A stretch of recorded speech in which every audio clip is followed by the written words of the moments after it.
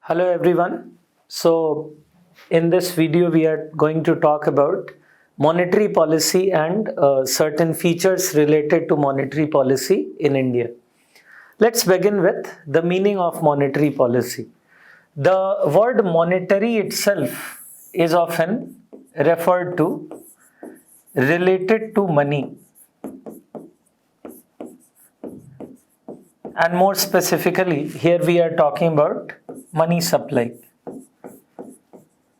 So in one way you can say that monetary policy is a policy that impacts money supply, but that is not the most accurate way of talking about monetary policy. First of all, what is money supply? Let's understand it briefly.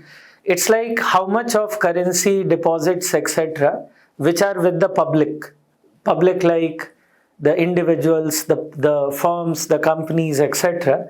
So yes, it is true that when monetary policy is taken up, then the amount of currency deposits with public changes. Okay, but money supply can change by other factors also, like fiscal policy, which is the government's policy, can also change money supply. How should we more accurately define monetary policy then? Monetary policy is a policy related to cost and availability of credit. This is a more accurate definition, that monetary policy is a policy related to cost and availability of credit. Cost is dependent upon the interest rate, the loan interest rate or the lending rate, what we call. So higher the loan interest rate, more will be the cost of credit, and vice versa. That is why whenever a monetary policy is taken, you will read in newspapers that the rate of interest is changing. Availability is more of a subjective term which talks about the overall environment in which credit is given, the ease of giving credit, etc., which is also very important. But in more accurate manner, when we talk of monetary policy, we talk more about the cost of credit. Let's talk something else. Who is responsible for monetary policy in India? So actually, the answer will also depend upon the time that we are talking about. Monetary policy in India was under RBI regulation,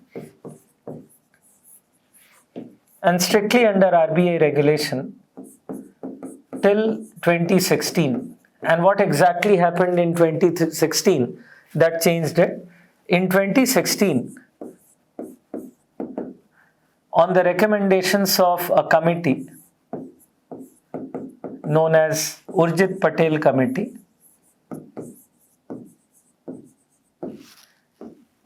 a new institution was formed by the name of Monetary Policy Committee, or MPC. So Monetary Policy Committee comes in 2016, and since then the regulator of monetary policy is not only RBI.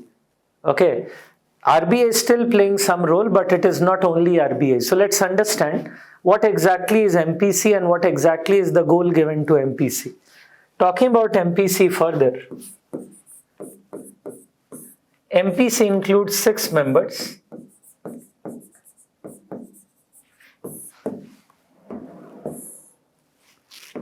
Out of which 3 are from RBI, including RBI governor. And just to inform you one more thing, RBI governor is also the chairperson of the MPC. So RBI governor is not just ordinary member but the chairperson. The remaining 3 members are nominated by the Government of India.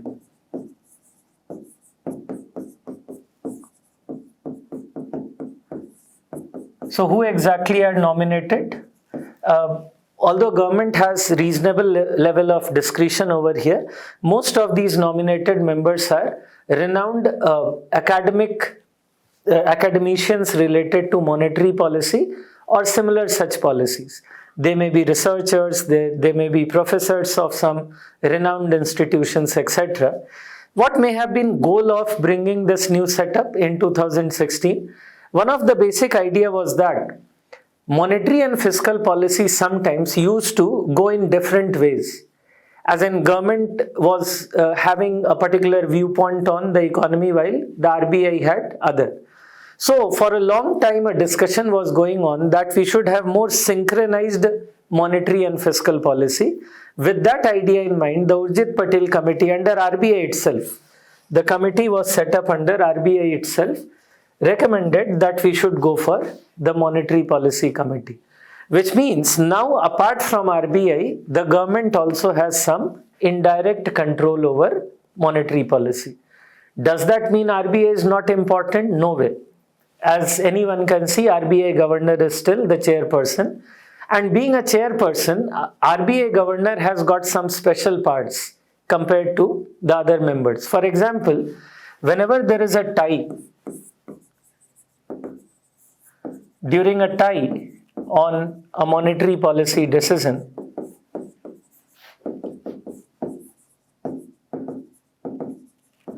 the RBI governor, being the chairperson, can use a concept of casting vote. Let's take an example of it. So suppose that MPC is discussing whether repo rate should be increased or not. And suppose that 3 members say that it should be increased, the other 3 say it shouldn't be. And these 3 can be from anywhere, RBI or the nominated ones. Then how will they decide what should happen? Because there is a tie. In that case, whatever the RBI governor would have said would go as a final policy. So if RBI governor would have said that RBI repo rate should be increased, then it will be increased. That is what we call the casting vote, which can be used by the chairperson. So this is one aspect of monetary policy. One more thing, MPC has primarily been given the goal of inflation targeting. How is it different from the earlier monetary policy? Before 2016, monetary policy was supposed to have twin role. One, handling inflation, which is similar to this, and ensuring reasonable amount of GDP growth, reasonable rate of growth of GDP. Now, from 2016, the mandate has shifted mainly in favor of inflation control. This is called inflation targeting. Under inflation targeting framework in India, the CPI inflation, Consumer Price Index, or CPI inflation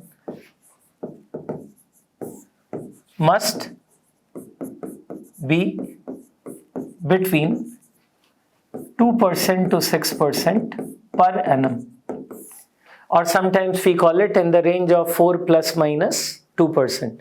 So this is what we call the inflation targeting mechanism. Again, in the examination, sometimes they may also say inflation targeting is taken up by RBI. But strictly speaking, inflation targeting is the mandate of MPC with RBI as a very crucial role player. That is what is a better way of putting it. Okay, let's also talk about 2 types of monetary policy. So when RBI or MPC are deciding upon that what nature of monetary policy should be there, generally there are 2 types. The first one is called expansionary monetary policy. Newspapers also sometimes call it cheap money policy or easy money policy.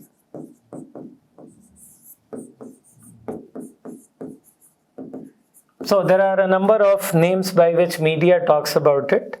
The economic theory calls it expansionary, also called cheap or easy money policy. Basically, under this policy, MPC tries to keep credit or loans cheaper. Now you may be thinking, why did we talk about tries to? Because every time MPC may not be successful. Okay, that is something which we discuss separately in a term called monetary policy targeting. Okay, not here. Here we assume that MPC becomes successful in what it is trying to do, and actually credit becomes cheaper. So when credit becomes cheaper, it simply means, first of all, it is same as telling interest rate is lower on loans. There is lower interest rates on the loans. Once the interest rate is lower, there is more demand for loans.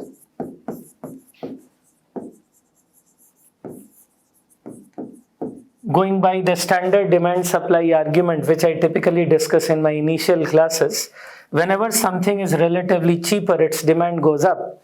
The credit becomes cheaper, demand goes up. Demand goes up by whom? By public. Who is public? It can be household or it can be firms. It can be an individual like you and me. It can be a company who is needing loan for investing or investment purposes. So there will be more demand for loan. When they actually take more loan, it will be leading to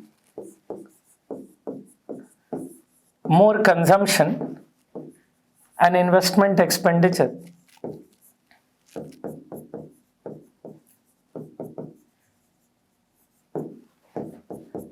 So basically, when households take loan, they often use it for consumption purposes. Firms use it for investment purposes. Actually, the same thing can also be simultaneously called increase in money supply.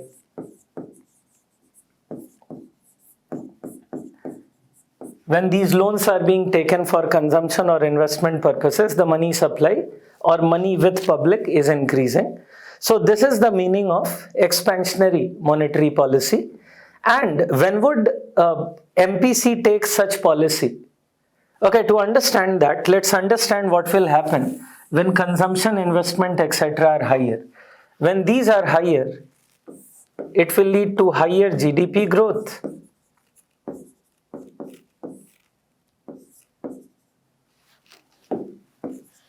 And along with that, higher inflation.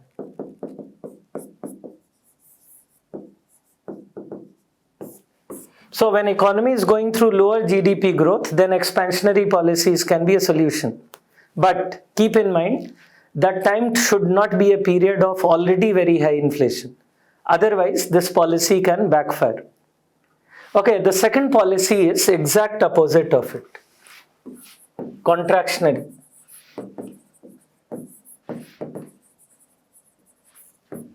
So contractionary or dear money policy or tight money policy. This is exactly opposite to the expansionary, and most of you can guess that in this case credit becomes costlier. Strictly speaking, we should say MPC tries to make credit costlier. We assume that suppose they actually get success in that, or there is higher interest rates on the loans. When credit gets costlier, there is less demand for loans or credit by the public. Less demand for loans mean consumption, investment falls. Capital C for consumption, capital I for investment, they fall, which in one way can be understood as lower money supply, and in other way can be understood as leading to lower GDP growth and lower inflation. So almost everything about contractionary policy is just opposite of the expansionary. their meaning, their impacts, everything is exact opposite. When should MPC or RBI go for contractionary policy?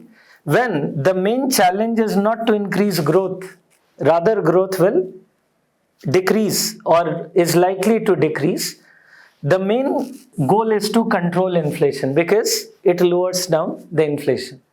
Although within this there are a number of other issues involved. We are having somewhat simplified discussion here. Depending upon the type of inflation also, it will determine whether contractionary policies will be successful or not.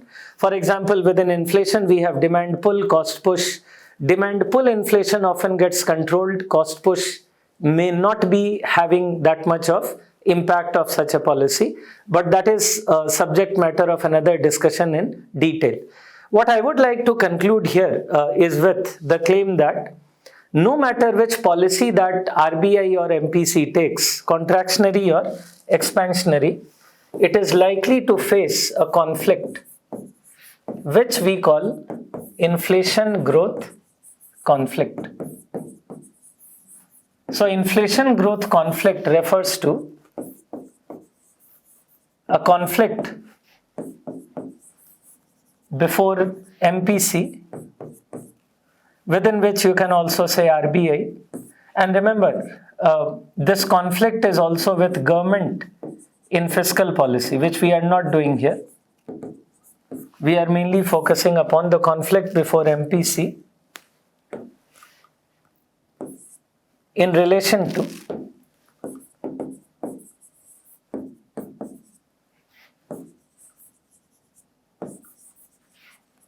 whether